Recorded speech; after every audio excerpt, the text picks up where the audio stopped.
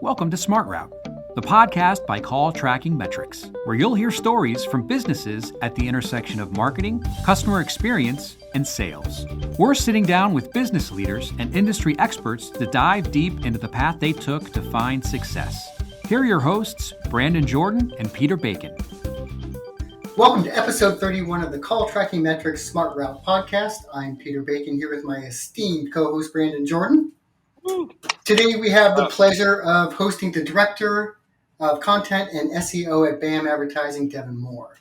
Devon's expertise in the ever-evolving landscape of digital marketing promises to offer invaluable insights. Join us as we pick his brain on the latest trends and strategies in the world of leads generation, also known as lead gen, plus maybe a little food and football. Devon, thanks for joining us today. It's great being here, guys. Great being here. Thanks for having me. Yeah, thanks for joining, man. We appreciate it. Looking forward to it. Absolutely. All right. Pleasantries aside, we will dive right in. So, Devon, first thing I want to ask you, what is the biggest challenge your clients face when it comes to generating leads for their business? So, yeah, I just, to start off, could I just give you an overview maybe of what BAM Advertising does and how we sort of, help clients with lead generation and, just yes, please. Overview on that. That's a good idea. Tell you what, if you want to do that, then I'm going to come back to question number one after that piece. I'm sorry I didn't give you a chance to say anything. Yeah, no, I just, I'm Devon Moore from BAM Advertising and Marketing, and I'm the director of content and SEO officially. And what BAM Advertising and Marketing, what we do is we're a full service agency. I don't want to say small, but about 25 of us, so not big. Based out of Pittsburgh, but we serve customers in over 40 states, and that's what we do. We really specialize in lead generation. Also demand generation. Any kind of generation, if you're generating it, we're doing it. But also have a hand in brand and strategy, analytics, paid advertising, and that's digital and traditional. When I say full service, so we'd like to. Although I like to say I'm on the side of digital more often, we definitely don't ignore your traditional TV, radio, billboard. We feel like there's value in that, obviously. So that's what brand does, so that's what BAM does, and what I do generally is I work on organic growth strategy, and that's with owned working media, and that's when you're talking about like owned media, working media, it's your websites, your SEO, email marketing, social, anything that you can create and publish yourself, right? If you had a business, that's what I would consider that. But on top of it, some PR, some shared media. We kind of do it all there, but our bread and butter is really home contractor services. We work with a lot of businesses though, and B2B and B2C, water treatment, commercial, real estate, law. So generally kind of run the spectrum there. And really, in terms of content, I feel like I kind of manage a bunch of, really what it is managing a bunch of little tiny publishing companies, right? It's you're running that for your clients, and that's how I see it. If you hire us, you're really hiring a company to leverage the power of your own media that you can control, and pair that with some paid options. And I think we'll get to talking about how that can work down the road when we talk about an integrated strategy to lead generation. So I just wanted to do a quick intro there, and we can jump off from there about some of the problems maybe I see in companies with lead generation, if that's all good. Perfect. Every time I hear like lead generation or demand generation, my head immediately goes to the Who, talking about my generation. I'm right with you, man. Sorry, Peter. We got the reference. We got it. I hope I die before I get old, right? That's right. That's awesome. Don't quote me on that, but I guess I'm going to have to be, right? It's been said. So no, but really, I think I've Googled it myself, right? Like, what is demand generation versus lead generation? And I don't think you get a real concrete answer there, right? I think that generally it's regarded as demand generation is somewhere between brand and lead generation. And it's I think it can be seen as a part of it, or it's a precursor to it. I think it's really just breaking it down into, more finer segmentation when you talk about, brand and then lead generation. Maybe there's something in between there where you're nurturing someone. And maybe it's the nurture that's, I think, most applied to demand generation in most instances. But it is one of those things, Peter and Brandon, where if you Google it, you'll get, 5 different answers in the first 10 results. But I guess that's my definition of it. Okay. So you mentioned something earlier that kind of caught my ear.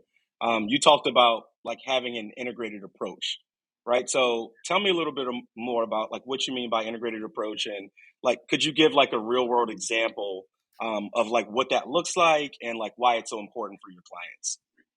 Yeah. So, when I was introducing myself, I talked a little bit about, owned media, and then, what we were talking about, websites, email, the things that you can publish yourself, and what you can actually, you have your own voice for. You can publish it, you can delete it, you can do what you want with it. But then there's also, earned media. That's what we traditionally called, public relations, or some sort of, media entity or third party is amplifying the message for you, right? Shared media gets a little bit in the weeds. That's when we're talking about, social media. If somebody says something about you or shares something about you, or maybe a Google review, right, or a Yelp review, because you have that, but it's not really yours. It's not as easy to kind of get rid of if it's not great. But it's good to have usually that message amplified. And then paid media, which is the obvious, hey, whether it's traditional or digital, it's your Google ads, it's your paid Facebook or paid Instagram, TikTok, what have you. Anything you have to pay for a promotion. So those 4 different kinds of media, I think need to all be leveraged in a way that works. And if you find a happy medium with them, that's really what we're talking about with an integrated approach. You're not trying to publish blogs to try to get leads. You're not just trying to hammer the bottom of the funnel with paid Google ads without doing anything else. Or I think that there's definitely a way to integrate these things to make them all work together. I think when you're trying to do own media, you won't get any traction unless you can leverage your other distribution channels. You need these distribution channels like your paid media, or maybe some PR partnerships, stuff like that. Channels you don't own, right? But with shared and earned media, that's not going to work unless you don't have a good owned media strategy that continues to produce new content. And then paid media is, it's not going to deliver the goods. It's not going to deliver results unless your own media is strong and engaging. Like a good example of that is, have you ever seen like a good ad and clicked on it, but then the landing page is terrible, or the landing It doesn't page match. doesn't match. So they all kind of work in conjunction together. And I think you see this stuff all the time, honestly. I think you maybe have seen like an offer for something on TV or radio, and then you'll go to the website and it's like totally something different. It's a different looking Yes. and look and feel overall, and there's total incongruency there.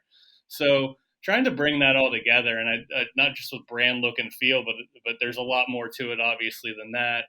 And make that experience as seamless as possible, and not as seamless as possible, but just in a way that they're interconnected, that they can all help lift each other up.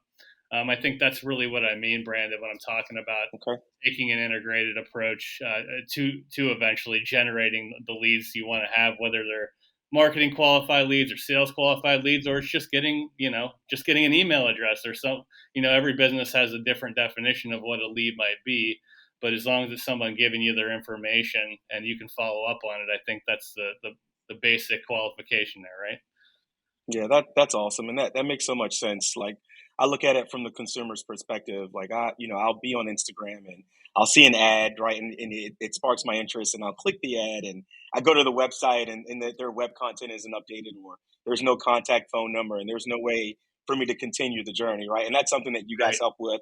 It's definitely something that CallTrackingMetrics helps out with. I was going to ask, what do you think? Which of those is more important? But it's obvious and it's clear that it's important to have a balance, right? You want to make sure that they're all up to par, and it's really cool to know that BAM will help you guys with that balance. So thanks for the info. Yeah, absolutely. That's kind of what we're trying to do here. It's not the easiest thing to do, and honestly, we work with, not every business has an enterprise level budget, right? So you can't just dump all your money wherever you want to put it. You have to be smart with your money. And I think that's part of the strategy, right? You want to talk to somebody who can tell you, well, maybe this isn't the right time to do this, or maybe this is, the right time to do that. And I think that that's just as important as the actual fulfillment of, you know, publishing the content or measuring it, is knowing where to put it in the first place, or knowing where to put your budget, and try to do that. So yeah, that's kind of I guess the crux of where I'm trying to go with talking about the integrated approach, and being able to do it all as well as you can. Nice. Nice. So, kind of riding off of that, what are some of the most common misconceptions / misunderstanding companies have about lead gen?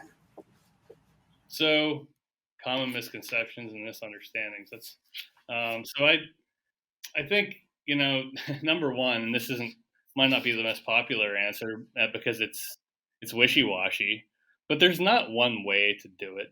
I think there's so many different businesses, so many different markets. There are businesses, where the market is, ubiquitous, and almost anyone could be a consumer, retail market or something like that. There's commodities, right? But then there's also markets where it's like, oh, we have maybe 100 different businesses that would want to do in the entire world that would want to do business with us. So we need to be very specific about who we're targeting. That's, in the more B2B type of approach. So there really isn't one perfect way to do it. And you can hear success stories. And I'm not saying we do all of these, but, some people do the spray and pray. Hey, cold calling. Some people say I do cold calling, or some people say, hey, I do cold calling. It works. We don't do cold calling.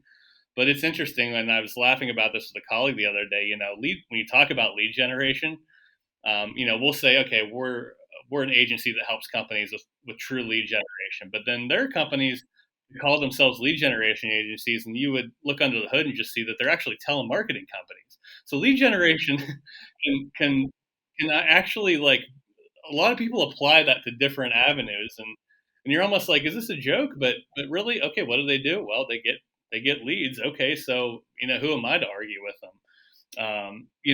LinkedIn Sales Navigator or Zoom Info, this is all B2B applications mostly, but it doesn't, whether it's, you could drive around and throw flyers in mailboxes. You could go give anyone your business card, to random people. If they call you, then you generated a lead, right? And that could possibly work for you. And I'm not saying it's always the most efficient way, but there isn't one way to do it. But on the other hand, we do talk a little bit about, trying to make the message right, personalization. I think that especially, I don't want to just say that's in B2B markets. I think you want to have the message right and know your market, in any kind of market. But B2B, get to know them, how to give them value, how to actively engage them and network with people. It's still a people business, right?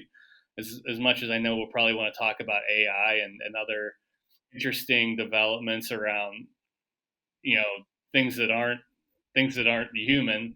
But it's still a people business, and there still has to be people controlling that, even if it's AI, that automation, those inputs and outputs. So, yeah, there's not really one way to do it. That's my long-winded version of saying that. And regardless of which way you do it, the message still matters. And, having a basic understanding of the market, your targets, your segments, positioning yourself in a unique way and a distinguishable way, where people would remember you or want to actively engage with you in whether it's direct response or later down the line.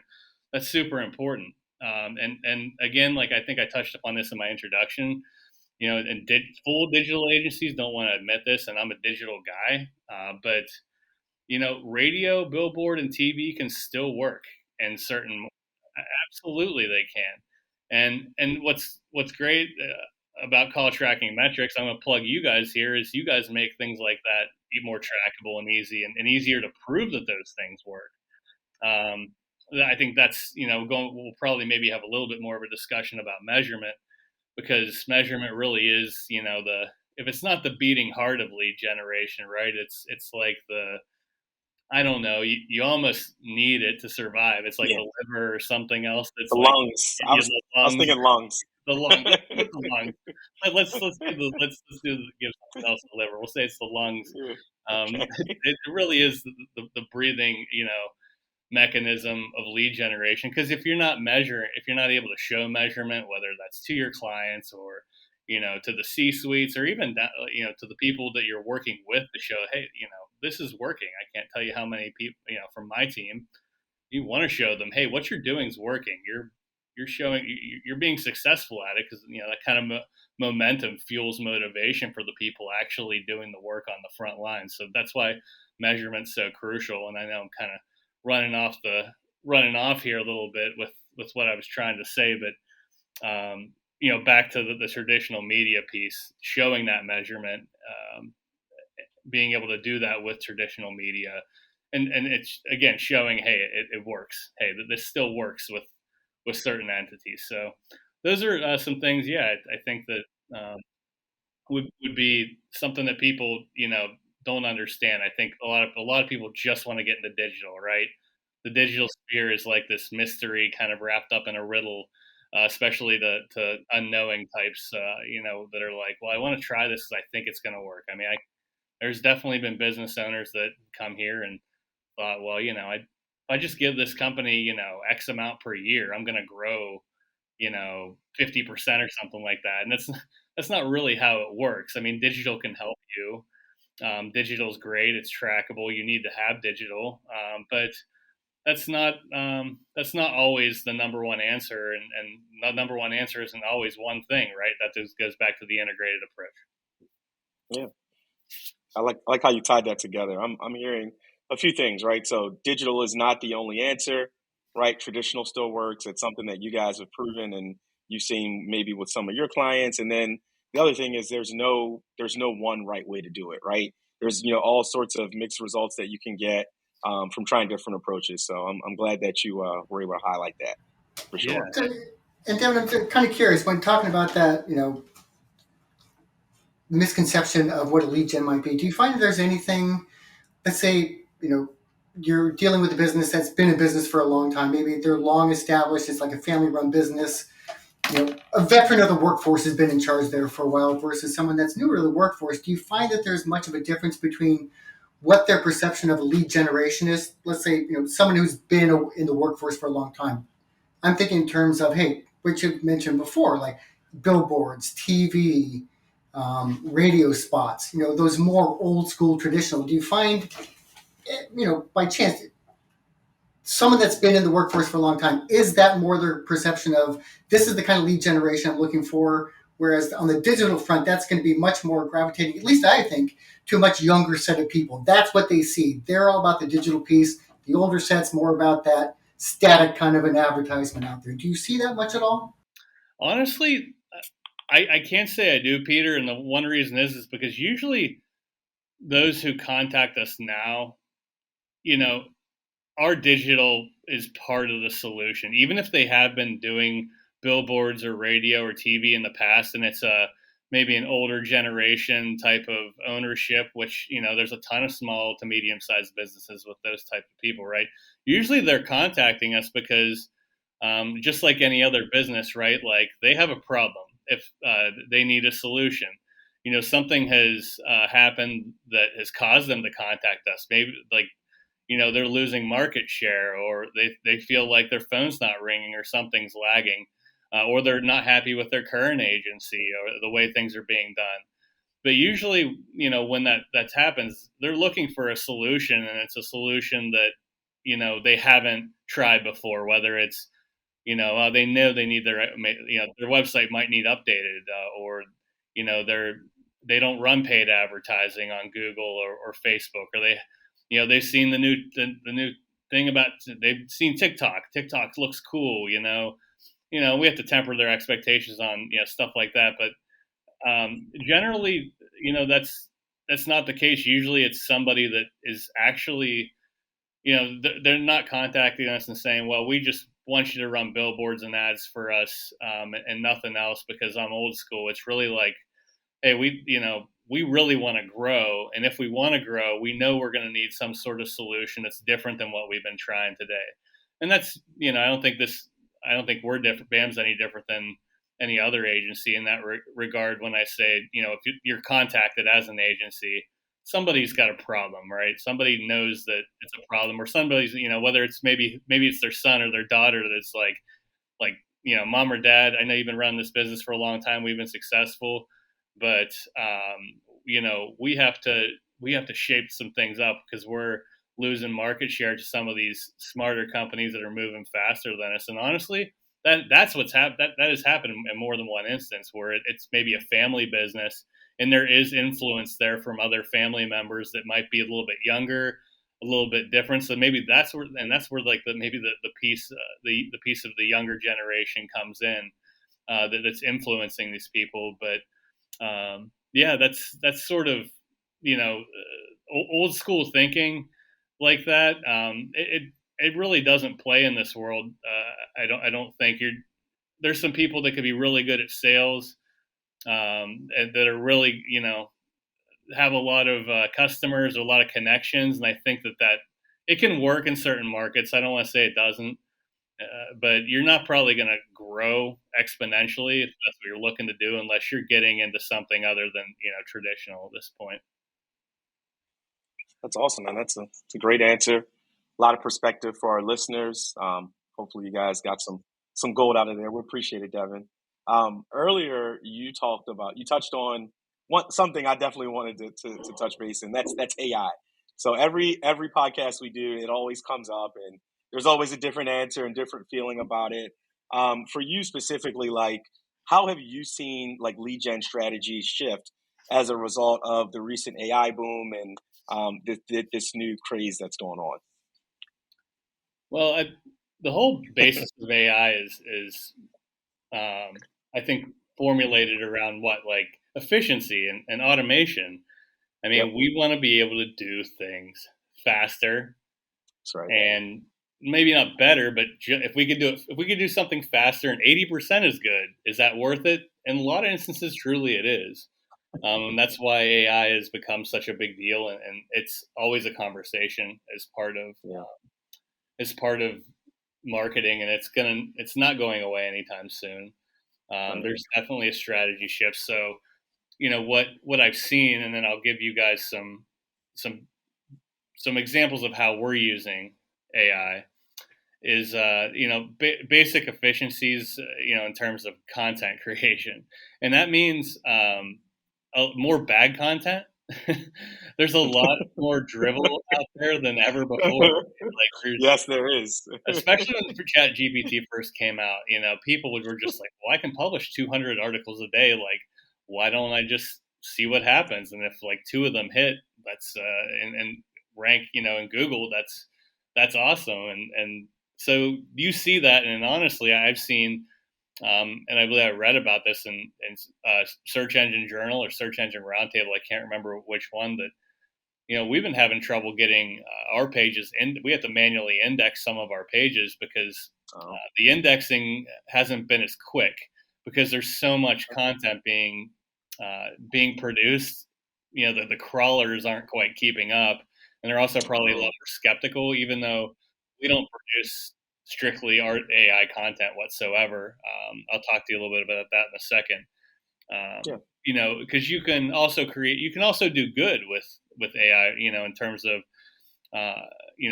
more personalized content, right? Like personalization is becoming a big thing, and it's going to be a bigger thing. I think it's kind of call it push content, where it's like, maybe the best example is TikTok, but I think anything in social media is a great example, right? Like you guys are on your own social media. There's an algorithm that feeds you information.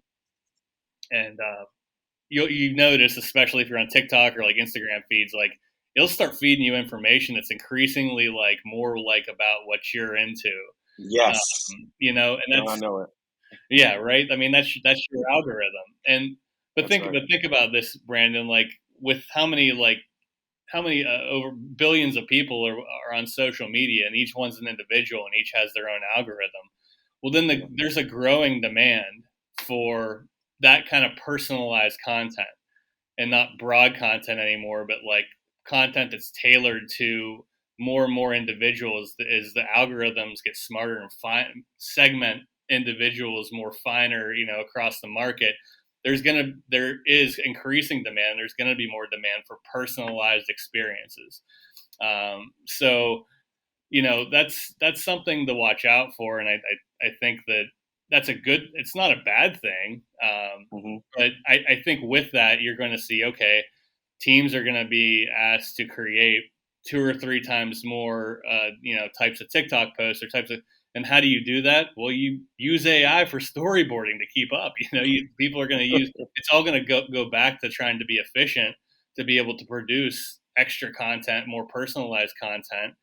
I know that we definitely, I'll give you some examples of how we use AI. Number one, I use them in content briefs all the time. I use Airtable for our main content marketing calendar hub.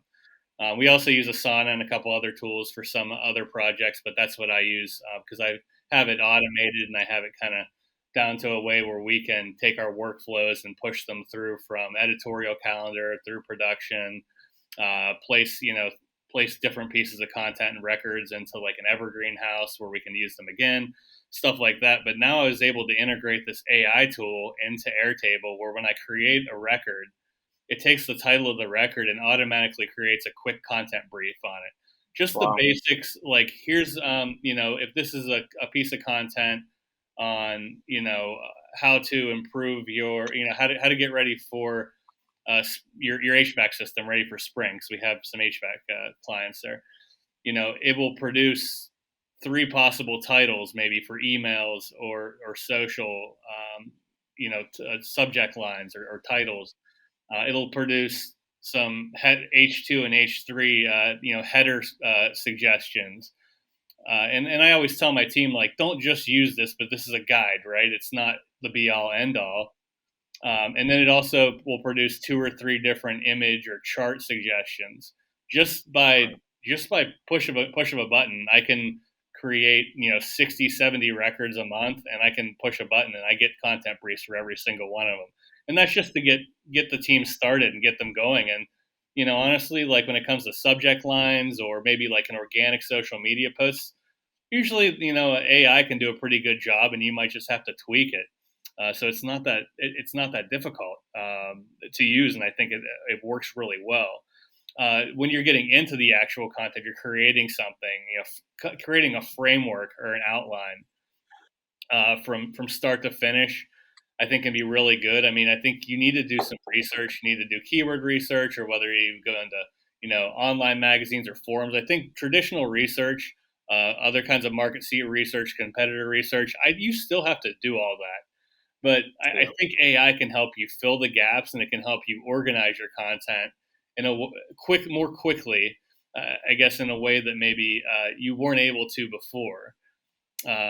So I actually created my own GPT called the For Dummies GPT. Have you ever seen those books like absolutely, writing for dummies or yes? I have a GPT that just says it'll automatically create a chapter outline for a quote unquote For Dummies book for whatever subject I write it on. So if I were writing something on air conditioning repair, or a blog on air conditioning repair, I could put in, hey, could you give me a chapter outline for a book called AC Repair for Dummies? And the prompting is important for AI. It's not just saying, hey, ask me to do something. The prompt actually makes it understand it in a way where it will give you a very robust, if you were to write a book about it, chapter outline. And I think that's really beneficial and helpful. That has been, at least. So that's one example of just like a little way of how you can use AI. And on top of that, my last thing, I mean, I could talk about basic ideation and a little bit of copy, although you need to be a good editor. I always said before AI even, being a good editor instead of, over a good writer is more important to be a good editor. You're always editing. You're never pushing in the first draft anyway. So, Right. but data synthesis, this is something that, I'm trying to get into a little bit more because ChatGPT really is, it's a giant glorified chatbot. So is Gemini. I mean, like it's just a really intelligent chatbot, but it doesn't crunch like, copious amounts of data like some, large language models that are being created by, data scientists and stuff like that. But I do think in terms of data, when we're talking about, I have a discovery call with a client and I have all these notes, how can I synthesize this? Those notes are data. It's data from humans, but you just took a bunch of notes on a new business and what they need and what they want. How do you sit there and crunch that data and sort of create like an outline of what happened? It's a lot easier to do if you have AI doing that for you. And two things I've really found helpful with in terms of understanding more about the customer is taking form data and taking review data. If it's a product review or a service review, if you rip out 25, 30 product reviews or service reviews and put it into a ChatGPT, it can really give you and say, hey, what are the top 5 things people are talking about here? Or here are the bottom, what are some of the things people really don't like? Or you just have to prompt it right, but you can really synthesize voice of the customer data, if you will, and learn a lot more than just like having to read through a bunch of product reviews or a bunch of different forms. I mean, again, I go back to the HVAC piece. I mean, a lot of people submit forms every day and they talk about what's wrong with their system or what they're having trouble with. Being able to capture that data, that qualitative data, and being able to crunch it and output, hey, these are the top 5 things that the forms are telling you. I think there's so much value in that, not just from a data standpoint, but as a content person, there's nothing better than original data. That's what we want to work with, right? Because that's what can really deliver value for not just your clients, but for customers. So we wanted to get more into data synthesis. I mean, I think we're going to get to the point where we can read more complex, charts and tables and things that are more proprietary to your company. And you're just going to be able to spit out that data for you right there instead of having to use your eyeballs to go through all of it. And with that, it's going to be just a whole new world to work with in terms, not just from producing content, but from, making high level strategic decisions about your marketing or operations or even your business. Once that the voice of your customer can capture that so well that there's nothing better than that as a marketer, obviously. So yeah, that's at least some of the ways that we're using data, and we're going to continue to look into better ways we can go about doing it.